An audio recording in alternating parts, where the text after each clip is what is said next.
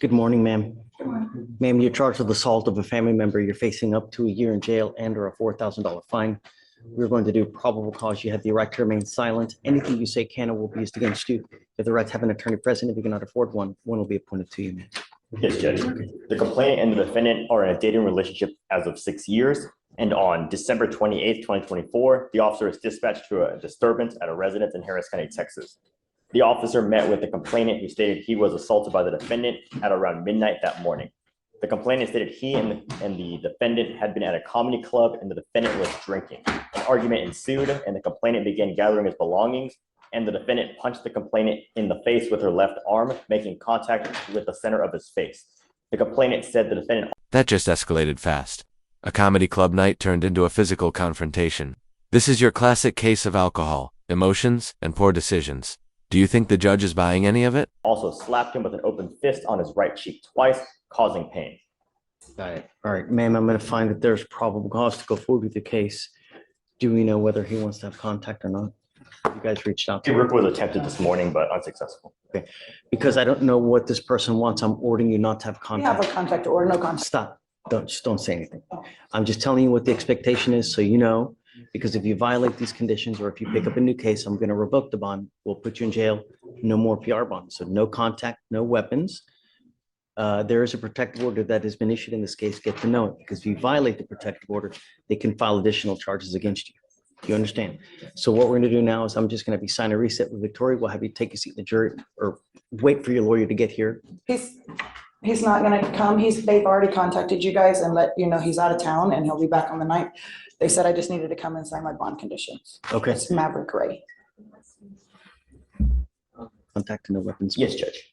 All right. So what we'll have you do is we'll have you just take a seat. We'll have you sign a reset. And I don't know, perhaps did you hear from Maverick at all? No. They did try to reset it, but I said there may be bond conditions for her. Did they give you a good date? He's back on the 9th.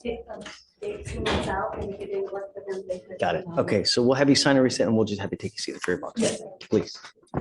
Hey, how are you? Mr. Stewart, what's new? Sir, how was your new year? Great. We did PC on your case. Okay. We just did standard. What's your guy's name again? My last name is Allen, Your Honor. I would like to make an argument on PC. I don't know whether. Absolutely. I'm always ready to hear it. So refresh my memory. What happened? So in Allen's case, it was where the officer came to a stop behind the defendant's vehicle and the light turned green. The defendant, He had expired registration, right? no, Your Honor. In this case, the defendant's vehicle proceeded through the green light and immediately drifted approximately halfway onto the shoulder with other vehicles around it and then jerked back into the lane. Go breakdown. The defense is arguing there's no real danger in drifting onto the shoulder. But in Texas, it's not just about swerving, it's about whether other cars were nearby. One word from the officer about traffic, proximity, and that whole argument collapses. Were there any other vehicles around when this happened? Yes, the officer explicitly wrote there are other vehicles around the vehicle before the driver jerked back in the lane. So he went into the shoulder and there were other vehicles.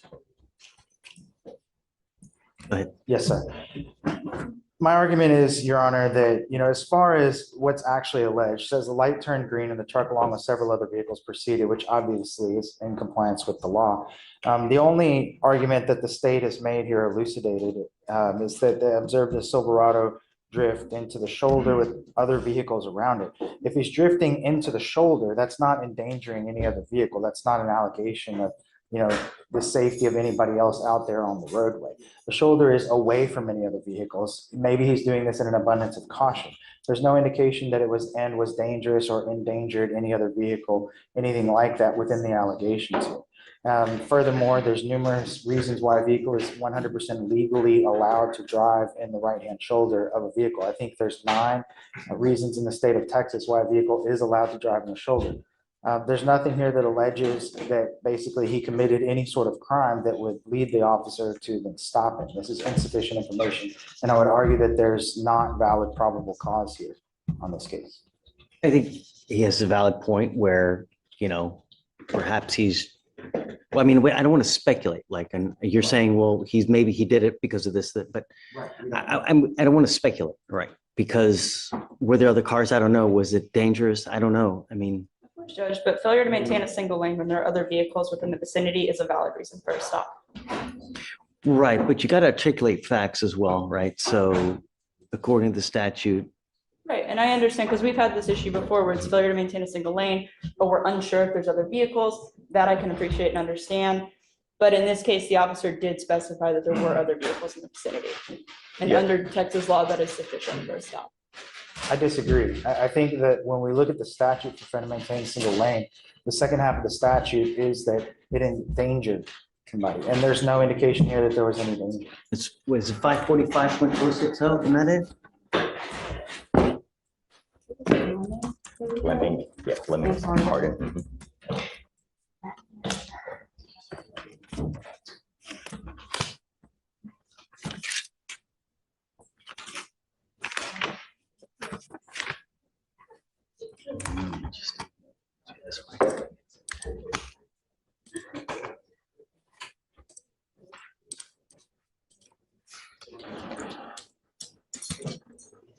545.060, Your Honor. Section A2, may not move from the lane unless that movement can be made safely. Shall drive as nearly as practical entirely within a single lane, and 2, may not move from the lane unless that movement can be made safely. There's no allegation here that the movement was made unsafely. Or that there was Judge, anything I unsafe also about it. have the list of, where under Texas law, where it's permissible to drive on the shoulder, to stop, stand, or park, to accelerate before entering the main lane of traffic, to decelerate. Let's do this. I mean, this is going to take quite a bit of more time. So can you come back? Do you have anywhere else to go? Let me go through the arraignments, get everybody done and out of here, and then because this is going to take quite a bit more time, Yes, sir. right? And then give you time to take a look more. So if you need to, you too as well, if you want to try to find a case law, let me just go through because I have another lawyer that's waiting, Absolutely. Yeah, I'll help you out, but let me get through everything. Yeah, for sure. Good morning. Great to see you. How are you? Always a pleasure. All right. Mr. Barajas, you are charged with 2 counts of assault of a family member. You're facing up to a year in jail and/or a $4,000 fine on each. We are going to do probable cause. You have the right to remain silent. Anything you say can or will be used against you. If you have the right to have an attorney present, if you cannot afford one will be appointed to you, sir. It's my understanding that the state's going to dismiss one of the, it's the same ministry file. Ah, That's my understanding. okay. Good to know. Thank you. Sure. On December 29th, 2024, the officer was dispatched to a residence in Harris County, Texas, and was met at the front door by the complainant. The complainant stated that I apologize, Your Honor.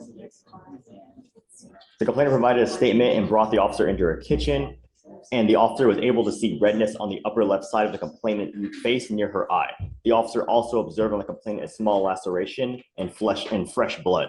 The complainant had tears in her eyes and stated that the defendant and she had been in a dating relationship for on and off for 6 years, and that in the morning, the defendant and she got into a verbal argument about various issues, and the defendant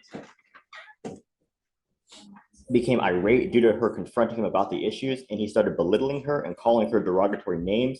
The complainant then stated that when they were arguing, she responded by insulting the defendant back, and then things began to intensify. Eventually, the defendant charged at the complainant, and the complainant stated that the defendant slapped her with an open palm across her face, throwing her backwards onto the bed. And as the complainant attempted to cover up her face by turning on her stomach, the defendant punched her in the back 3 times with a closed fist, and the complainant did feel pain from being slapped and punched in the back.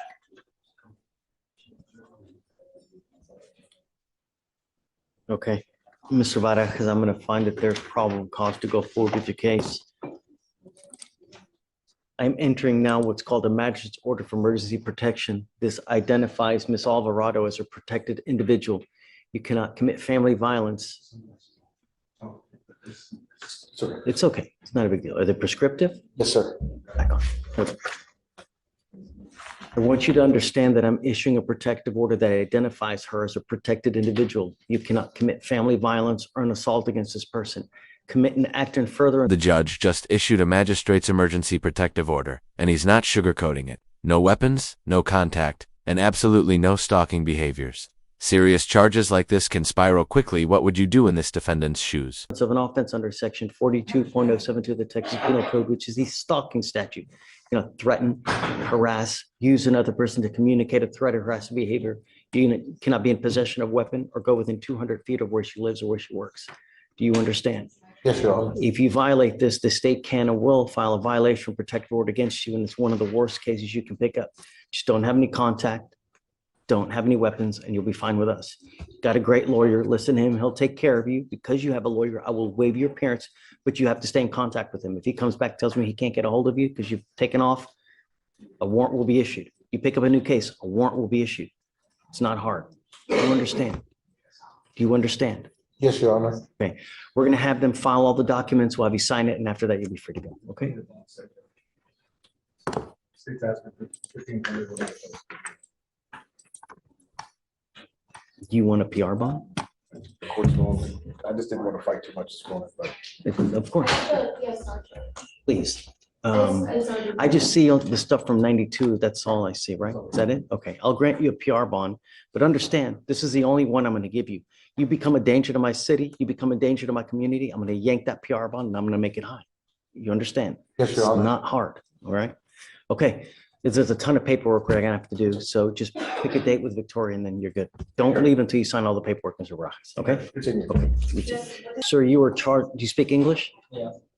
Yeah, no, John. better.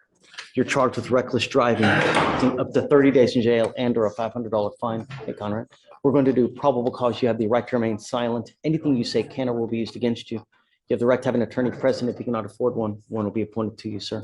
I apologize, Your Honor. What's the last name of this? Turu Biartes, Turru. Thank you, Your Honor.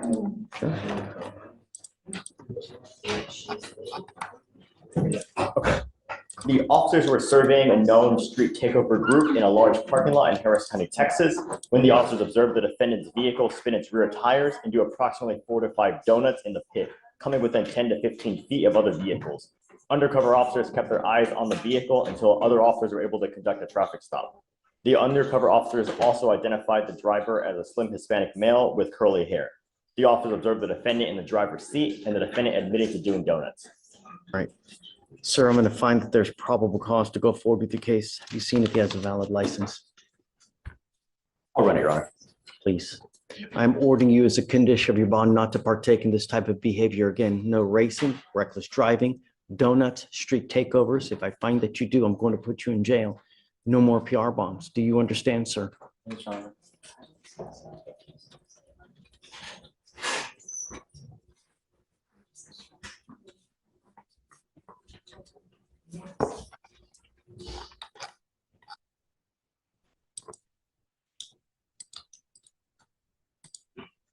I apologize. It's loading right now.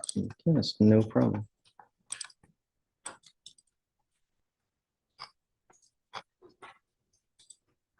It's eligible, Your Honor. Okay. You mind crafting those orders? We are going to reset your case to give you time to hire a lawyer. So I'm going to have you sign a reset with Victoria. We'll get you in the jury box. We'll get your bond conditions. We'll have you sign it. And after that, you'll be free to go. Be careful. Don't drive like this again. Do you understand? Yes, Your Honor. Okay, ma'am, you're charged with assault causing bodily injury. You're facing up to a year in jail and or a $4,000 fine. We're going to do probable cause. You have the right to remain silent. Anything you say can or will be used against you. You have the right to have an attorney present. If you cannot afford one, one will be appointed to you, ma'am. Yes, Judge. On December 27th, 2024, the officer was dispatched to a disturbance at an apartment in Harris County, Texas. The officer made contact with the complainant and the defendant are cousins. The complainant and the defendant do not live with each other, and the defendant was staying with the complainant for a couple of days. The complainant stated she and the defendant got into an argument about the defendant's lifestyle. The defendant became upset and started to throw the complainant's belongings out of the apartment. The complainant and the defendant continued to argue, and the complainant tried to open the door to retrieve the belongings, and the defendant grabbed the complainant's arm, applying pressure and scratching the complainant's arm, causing a deep cut, bruising, bleeding, and pain. The defendant stated she had been arguing with the complainant earlier in the day, and the defendant stated she got fed up with the complainant criticizing her and asked the complainant to leave. The defendant stated the complainant pushed her and took her phone, and the complainant's small dog caused an injury, and the defendant did not recall injuring the complainant. Do you know if alcohol played a part in any of this? There's no allegations, Your Honor. Okay. Ma'am, I'm going to find that there's probable cause to go forward with your case. I'm ordering you as a condition of your bond not to have any contact with the complaining witness in this case and not to be in possession of any weapons. Do You understand? These are your bond conditions. If you violate these conditions, a warrant will be issued. You will go to jail. No more PR bonds for you, man.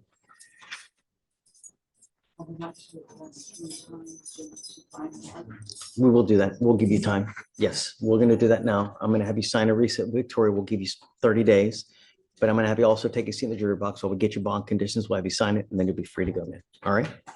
Please.